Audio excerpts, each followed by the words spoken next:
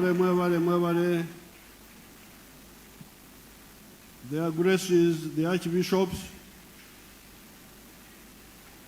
the Grand Mufti of the Muslims, the bishops, all the other religious leaders,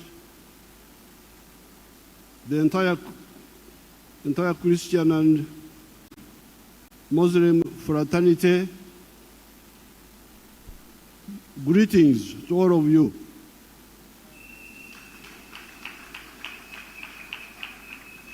Mwena baramusiza.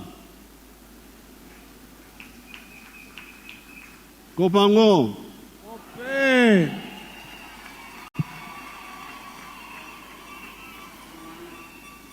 Iriyo mabel.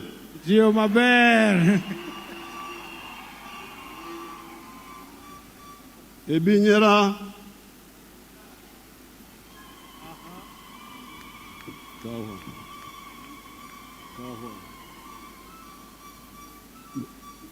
Manzora. Nedi. Afoyo.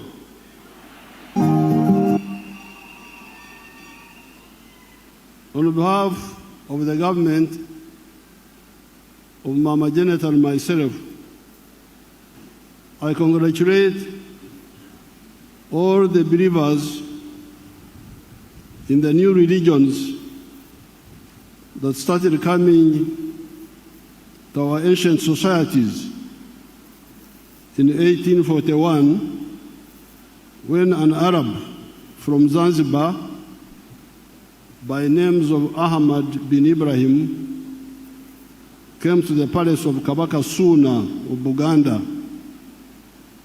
and started talking about the Islamic religion.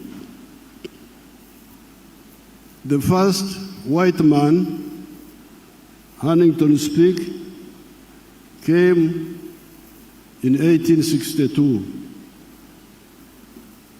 The Anglicans came in 1877, and the Catholics came in 1879. These new people brought different angles of looking at God.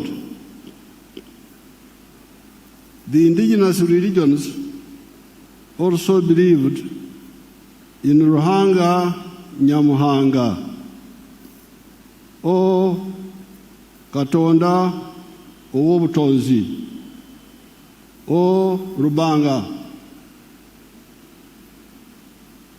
But they also believed in ancestral spirits, Emizimu, Emisambwa, which the experts should talk about.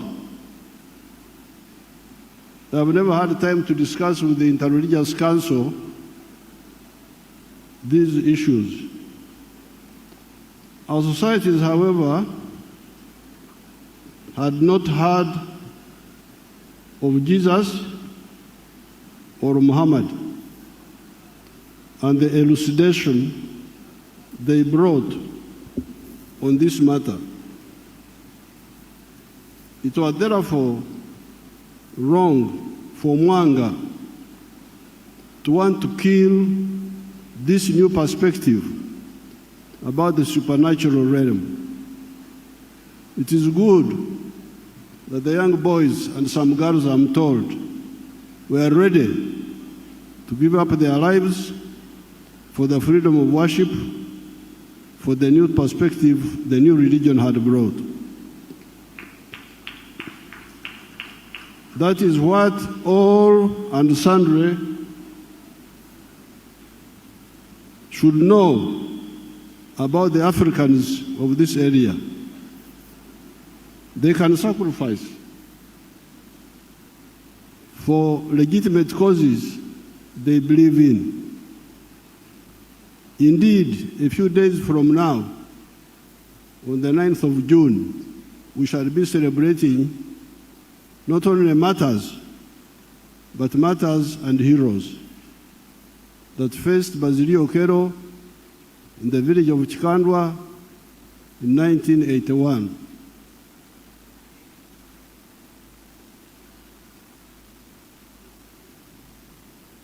Rutamaguzi, Edidian, their leader, told them, temulajana. Okulajana kyeki mu Luganda? Okulajana kyeki?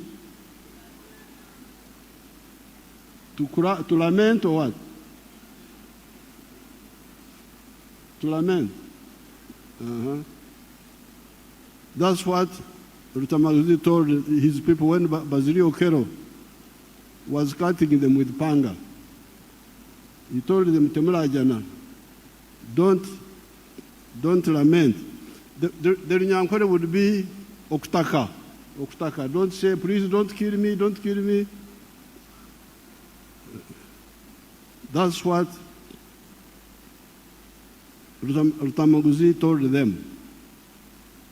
In the old Banyankore Bahoro culture, it was common for one to commit suicide, kuita, rather than kuhemuka, to betray others or incur shame. Therefore, we, the ancient people of this land, believe in the freedom of worship and not coercing people to believe this in this or that, as long as they do not break the law. We also believe in separating denominational issues from government issues, which are for all the citizens and even non-citizens that find themselves in Uganda. Good enough, Jesus helped us in the book of Mark, chapter 12, verse 17. He said, give unto God what is God's, and unto Caesar what is Caesar's. What then are the Caesar's issues in our times? The NRM identified 3 historical missions and 4 ideological principles. These are to create prosperity for all Ugandans through all adults engaging in producing a good or a service that they sell and get money to enhance their prosperity. That is historical mission number 1. Prosperity through wealth creation by producing goods and services.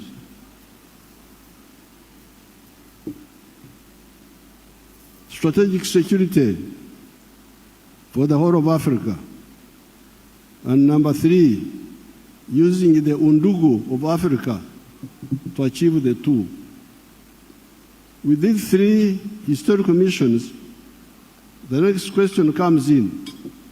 The question is, if all the others become wealth creators, instead of being idlers and beggars, whereby they all produce goods and services, who will buy these products and services?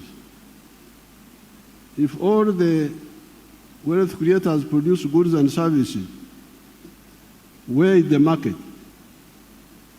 Who will buy these products? This is what the NRM analyzed.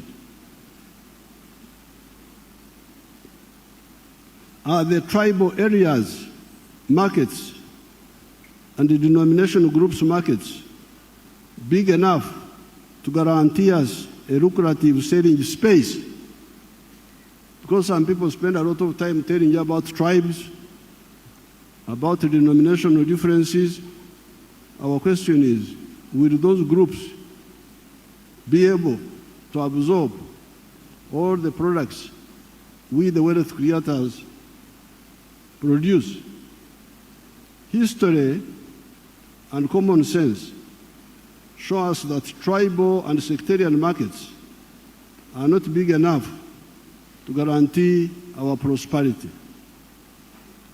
The national market of Uganda will do it better.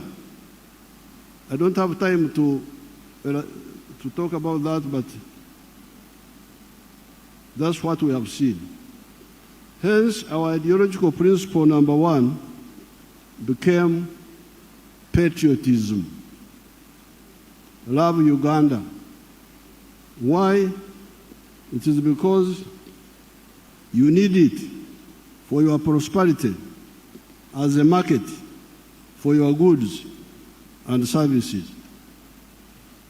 However, we soon discovered that even the market of Uganda is not big enough to guarantee our prosperity.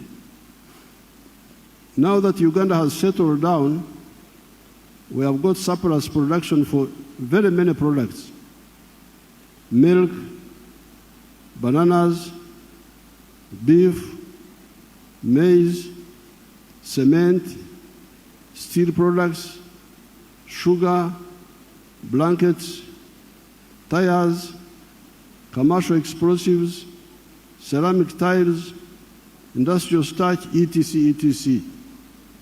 Where do we sell this surplus? The NRM comes in with an answer. Have you heard of East Africa? Have you people heard of East Africa? There's something called East Africa.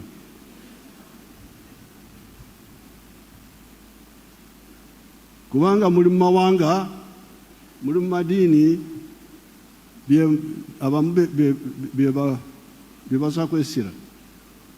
Naye ffe tubabuuza, mwali muwuliddeko ekintu kye bayita East Africa? If you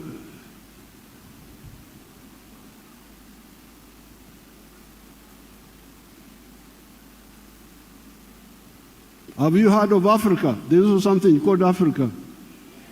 Have you heard of it? But you are busy with the tribes.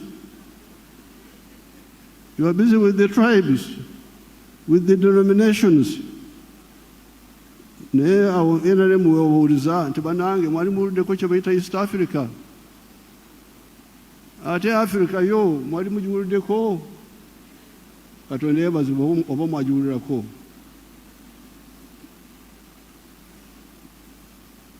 Those people, they can buy all your surplus. Abantu abo aba East Africa, aba Africa, bayinza kugula ebintu byammwe ebidibye. Hence, the second ideological principle of the NRM is Pan-Africanism. Pan-Africanism. Love Africa. Why? It is because you need it for your prosperity.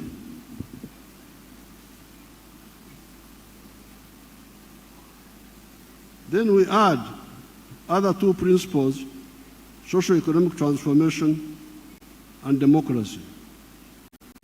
Therefore, our constant advice to Ugandans is never to mix politics with the denominational loyalties. Politics is about our welfare on earth. Denominations and religion are about spirituality here on earth and life after, in heaven. Which aspects the religious leaders can speak about better. Coming to the religious groups, to harmony in the country and citizens' contribution.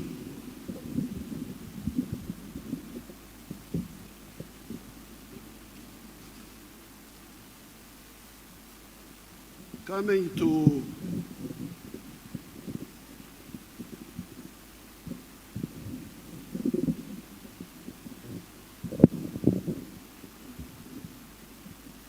to the religious groups, to harmony in the country and the citizens' contribution. As the former president of the Scripture Union, well, I was president of the Scripture Union,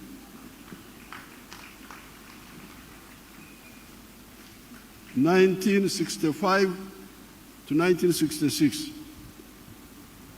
I like to quote the parable of the Good Samaritan, found in the book of Luke, chapter 10, verse 30 to 35.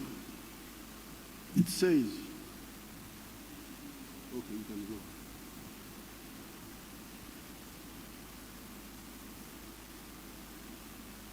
That portion, it says, a man was going down from Jerusalem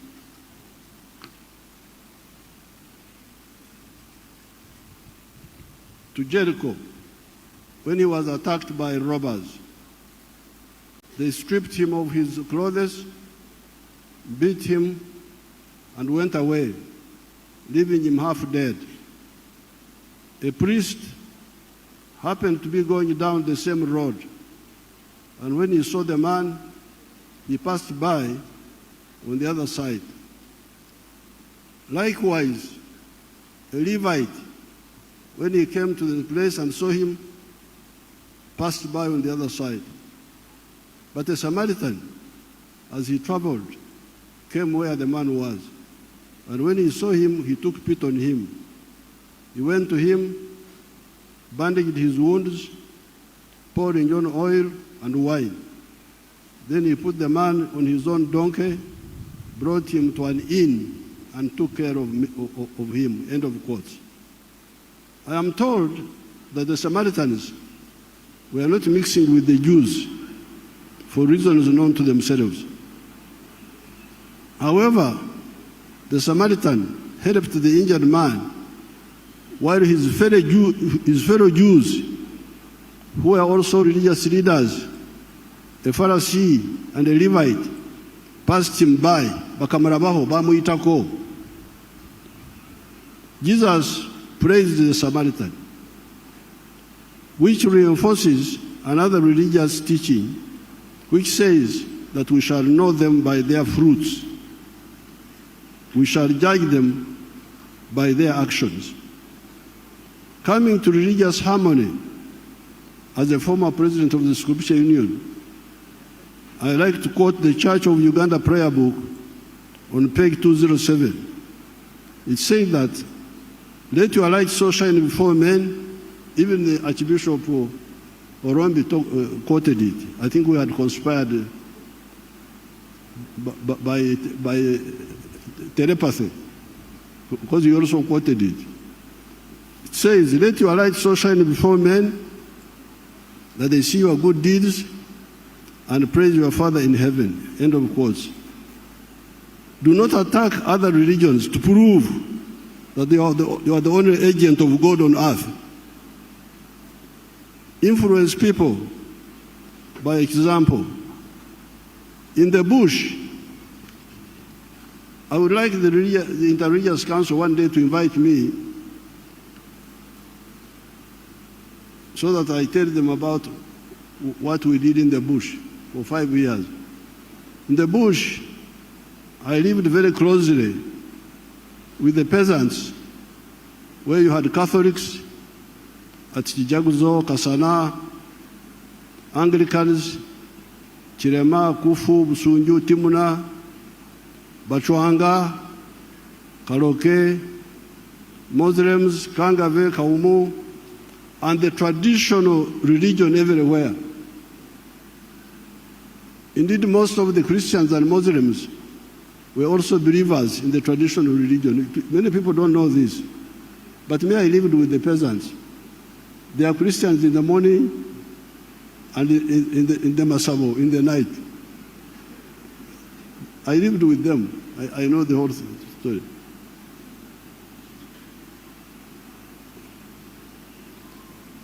We united all of them around the knowledge of science. What I would do, I would not condemn whatever they are doing, except if it endangered life. Otherwise, I would say, okay, I've heard what you have said, but now we are fighting. And fighting needs science, doesn't need superstition. We united all of them around the knowledge of science. A bullet kills, while prayers help, and Olumuli, a reed held by a fighter, is not protection against bullets. Because sometimes these traditional people would say, tell our soldiers, if you hold Olumuli, a reed, the bullet will not catch you. Because that is Omsambwa. We would say, no, please. You stand there and we shoot you and we see. So, we would unite them around science. That is how our prominent Mayembist, because the traditional people believe in Mayembe, the horns, they have horns which they throw around. Our prominent Mayembist, Dodoviko Garimpitawa, Amayembe Garimpitawa, of Mijinje, said, Emundu Tetia Mayembe. That's what Dodoviko said. Said the gun does not fear bullets. It does not fear bullets. The bullet does not fear the Mayembe. So by interaction, we're able to influence them to move in the right direction.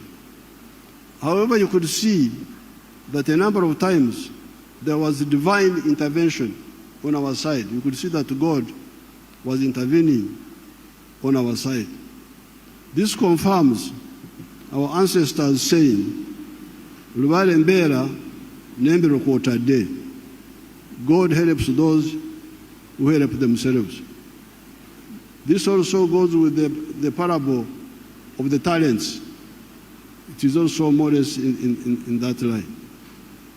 This year, the government gave the Catholics 3 shillings 2 billion, the Protestants shillings 2 billion, and the Muslims shillings 200 million for this occasion. I have directed the government to make this contribution part of the government budget annually. Since many Ugandans participate, I'm very happy to see all of you coming, walking, sleeping here. Very happy, very happy. We are very happy to see this.